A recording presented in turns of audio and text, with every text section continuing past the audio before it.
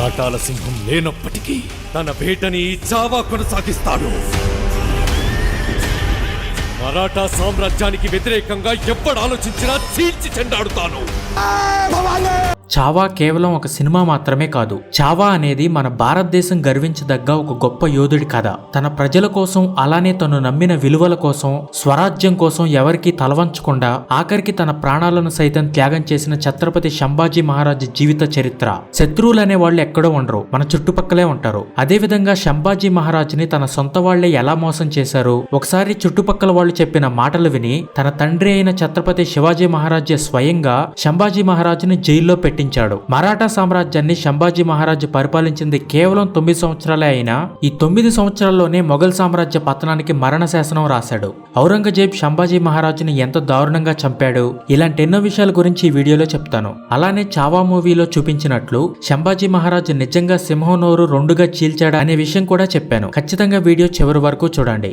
ఛత్రపతి సంభాజీ మహారాజ్ కి కష్టాలనేవి తను పుట్టినప్పటి నుండే మొదలయ్యాయి. శివాజీ మహారాజ్ కి తన మొదటి భార్య అయిన సాయిబాయికి పుట్టిన కొడుకే సంభాజీ మహారాజ్. సంభాజీ మహారాజ్ పుట్టిన 2 సంవత్సరాలకే తన తల్లి అనారోగ్యంతో చనిపోయింది. అప్పటి నుండి సంభాజీ మహారాజ్ తన నానమ్మ అయిన జీజాబాయి దగ్గరే పెరిగాడు. జీజాబాయి శివాజీ మహారాజుని పెంచినట్లు సంభాజీని కూడా ఎంతో పరాక్రమవంతుడిగా పెంచింది. సంభాజీ తనకి 12 సంవత్సరాల వయసు వచ్చేసరికి సుమారు 8 భాషలు నేర్చుకున్నాడు. హిందూ ఇతిహాసాలు, భారతదేశ చరిత్ర ఇలాంటివి నానమ్మ జీజాబాయి దగ్గర నేర్చుకున్నాడు. సంభాజీ తనకి 20 సంవత్సరాల వయసు వచ్చేసరికి రాజులు, రాజ్యాలు, అలానే వాళ్ళ మధ్య జరిగే రాజకీయాలు ఇవన్నీ తెలుసుకుని తనే సొంతంగా బుద్ధభూషణ్ అనే ఒక బుక్ ని రాశాడు. ఈ పుస్తకంలో ముఖ్యంగా రాజ్యాల మధ్య జరిగే రాజకీయాల గురించి చెప్తూ వాటికి భగవద్గీత, మహాభారతంలో ఉన్న శ్లోకాలను యాడ్ చేసి ఈ పుస్తకాన్ని సంభాజీ రాశాడు. దీన్ని బట్టి తెలుస్తుంది సంభాజీ మహారాజ్ ఎంత తెలివైన గొప్ప వీరుడు అని. ఒకసారి శివాజీ మహారాజ్ తన కొడుకు సంభాజీతో కలిసి ఔరంగజేబు పిలుపుకి గౌరవం ఇచ్చి అతని రాజ్యానికి వెళ్తాడు.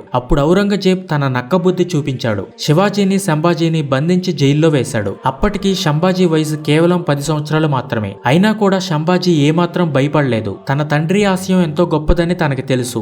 కొన్ని రోజులకు శివాజీ తన తెలివితో మొఘల్ సైనికుల కళ్ళు కప్పి తన కొడుకుని తీసుకుని ఆ జైలు నుండి తప్పించుకున్నాడు. తనతో పాటు తన కొడుకు ఉండడం సురక్షితం కాదు అని సంభాజీని కృష్ణాజీ అనే తన స్నేహితుడి దగ్గర వదిలిపెట్టి కాలినడకన ఆగ్రా నుండి రాజ్గఢ్ ఫోర్ట్ కి తిరిగి వస్తాడు. ఈ విషయం తెలుసుకున్న మొఘల్ సైనికులు సంభాజీ కోసం వెతకడం ప్రారంభించారు. అప్పుడు శివాజీ మహారాజ్ ఏం చేశారంటే తన కొడుకు సంభాజీ చనిపోయాడని ఒక పుకార్ని అందరికీ తెలిసేలా చేశారు. అది నిజమే అని నమ్మిన మొఘల్ సైనికులు సంభాజీ కోసం వెతకడం ఆపేశారు. అప్పుడు కృష్ణాజీ సురక్షితంగా సంభాజీని తీసుకుని రాజ్గఢ్ పోర్టుకు వచ్చి కొడుకుని శివాజీకి అప్పగిస్తాడు. ఇన్ని కష్టాలతో, ఎంతో ధైర్య సాహసాలతో సంభాజీ మహారాజ్ పెరిగి పెద్దవాడయ్యాడు. సంభాజీ పుట్టిన 2 సంవత్సరాలకే తన తల్లి చనిపోవడంతో సంభాజీ మహారాజ్ పెరిగి పెద్దవాడయ్యి శివాజీ తర్వాత మరాఠా సామ్రాజ్యానికి తనే కాబోయే రాజు అనే సమయానికి సంభాజీకి అసలైన కష్టాలు శివాజీ రెండవ భార్య అయిన సోయిరాబాయి నుండి వచ్చాయి. సోయిరాబాయికి సంభాజీ రాజు అవడం ఇష్టం లేదు. ఎందుకంటే సోయిరాబాయికి కూడా రాజారాం అనే ఒక కొడుకు ఉన్నాడు. ఎలాగైనా తన కొడుకుని శివాజీ తర్వాత రాజును చెయ్యాలి అని విశ్వ ప్రయత్నాలు చేసింది.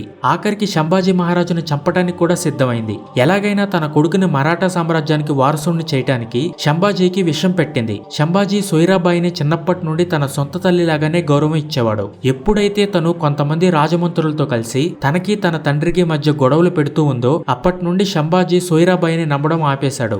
సోయిరాబాయి అవకాశం వచ్చినప్పుడల్లా సంభాజీ గురించి శివాజీకి లేనిపోనివన్నీ కల్పించి చెప్పేది. సంభాజీ మద్యానికి బానిసయ్యాడు, బాగా విలాసాలకు అలవాటు పట్టాడని శివాజీకి చెప్పేది. తను చెప్పింది నిజమని శివాజీ నమ్మటానికి శివాజీ మంత్రివర్గంలో ఉన్న కొంతమంది సలహాదారులతో కూడా ఇదే విషయాన్ని చెప్పించేది. ఈ విధంగా తన చుట్టుపక్కల వాళ్ళు చెప్పిన మాటలు నిజమే అని నమ్మిన శివాజీ సంభాజీని బంధించి జైల్లో ఉంచాడు. మరాఠా సామ్రాజ్యంలో అందరినీ సంభాజీకి వ్యతిరేకంగా తిప్పుకుంది సోయిరాబాయి. అప్పుడు సంభాజీకి ఏం చేయాలో తెలియక కొన్ని రోజులకు ఆ జైలు నుండి తప్పించుకుని ఔరంగజేబు కమాండర్ అయిన దిల్లర్ ఖాన్ దగ్గరకు వెళ్తాడు. ఈ విషయం తెలిసిన శివాజీకి చాలా కోపం వచ్చింది. తను ఎంతగానో ద్వేషించే మొఘళ్ల దగ్గరికి తన కొడుకు వెళ్ళాడు అని తెలిసి శివాజీ చాలా బాధపడతాడు. కానీ సంభాజీ ఆ విధంగా చేయడానికి చాలా రకాల రాజకీయ కారణాలు ఉన్నాయి. తన సొంత కుటుంబంలోనే తనకు వ్యతిరేకంగా ఎన్నో ప్రయత్నాలు జరుగుతున్నాయి. కొంతమంది చెప్పేది ఏంటి అంటే సంభాజీ మొఘల్ సైనికుల రహస్యాలు తెలుసుకోవడానికి ఆ సమయంలో మొఘళ్ల దగ్గరకు వెళ్ళాడు అని. ఆ సమయంలోనే సడన్ గా ఆరోగ్య సమస్యల వల్ల ఛత్రపతి శివాజీ మహారాజ్ చనిపోతారు. తన తండ్రి చనిపోయిన విషయం కూడా తనకు తెలియకుండా చేసింది సోయిరాబాయి. తన తండ్రిని చివరి చూపు కూడా చూసుకోలేకపోయాడు శంభాజీ.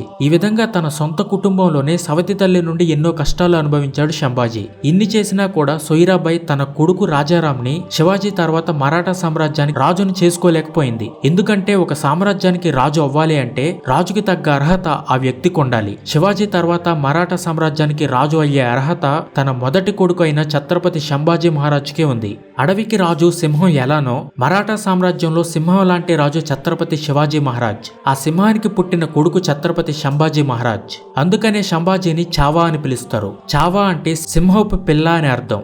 ఒకసారి శంభాజీ మహారాజు తన సైన్యంతో కలిసి అడవిలో వెళ్తుంటే ఒక సింహం వాళ్ల మీద దాడి చేసి అందరినీ గాయపరుస్తుంటే అప్పుడు శంభాజీ మహారాజ్ ఆ సింహంతో పోరాడి సింహం నోటిని రెండుగా చీల్చేశాడు. అంత బలవంతుడు శంభాజీ మహారాజ్.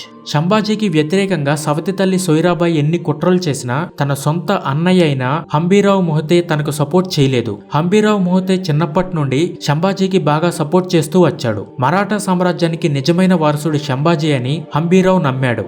ఛత్రపతి శివాజీ మహారాజ్ చనిపోయాడు అనే వార్త తెలుసుకున్న ఔరంగజేబు తన సైన్యంతో మరాఠా సామ్రాజ్యాన్ని ఆక్రమించడానికి బయలుదేరతాడు. ఆ సమయంలో ఔరంగజేబు నుండి మరాఠా ప్రజలను కాపాడడానికి ఎంతో ధైర్య సాహసాలు ఉన్న ఒక గొప్ప వీరుడు కావాలి. మరాఠా సామ్రాజ్యానికి శివాజీ లాంటి మరొక గొప్ప నాయకుడు కావాలి. అదే సమయంలో మరాఠా ఫోర్సెస్ సుప్రీం కమాండర్ అయిన సర్నోబత్, అలానే హంబీరావు మొహతే వీళ్లతో పాటు మరికొంతమంది మంత్రుల సహాయంతో ఛత్రపతి శంభాజీ మహారాజ్ శివాజీ తర్వాత మరాఠా సామ్రాజ్యానికి రెండవ రాజు అయ్యాడు.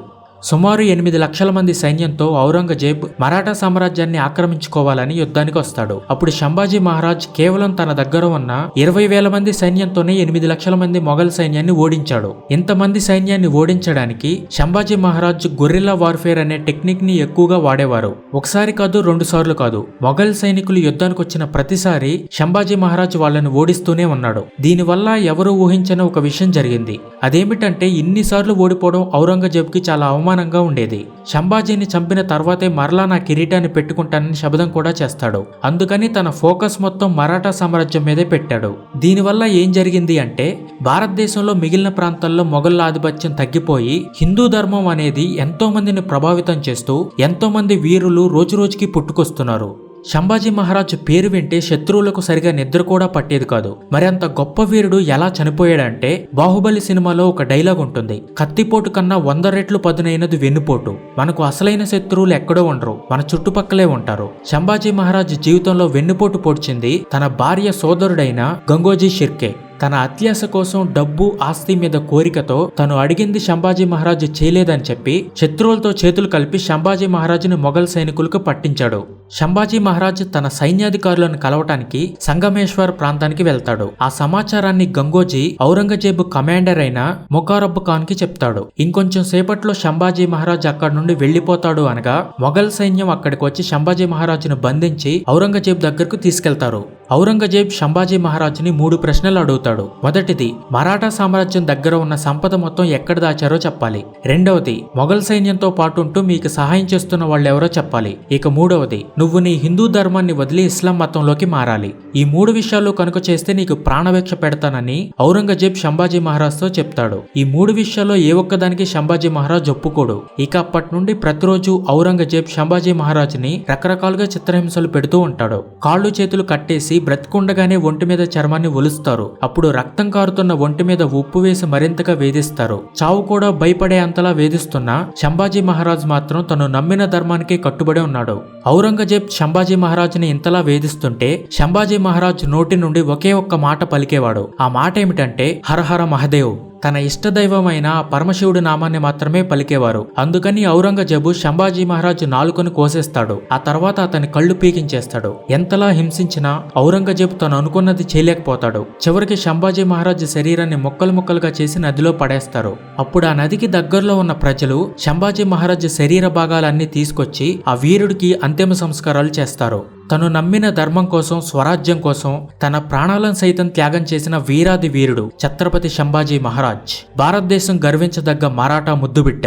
శివాజీ మహారాజ్ తన ధైర్య సాహసాలతో ఎంతో మందికి ఆదర్శమయ్యాడు. కానీ సంభాజీ మహారాజ్ భారతదేశం కోసం తను చేసిన త్యాగాలతో ప్రతి ఒక్క భారతీయుడి గుండెల్లో శివాజీకి ఉన్నంత ధైర్యాన్ని నింపాడు. అందరూ హరహర మహాదేవ్ అని కమెంట్ చేయండి. ఈ వీడియో చాలా కష్టపడి చేశాను. ఖచ్చితంగా ప్రతి ఒక్కరూ మీ ఫ్రెండ్స్ అండ్ ఫ్యామిలీతో వీడియోని షేర్ చేయండి. Thank you so much for watching. Please subscribe Telugu Vidya.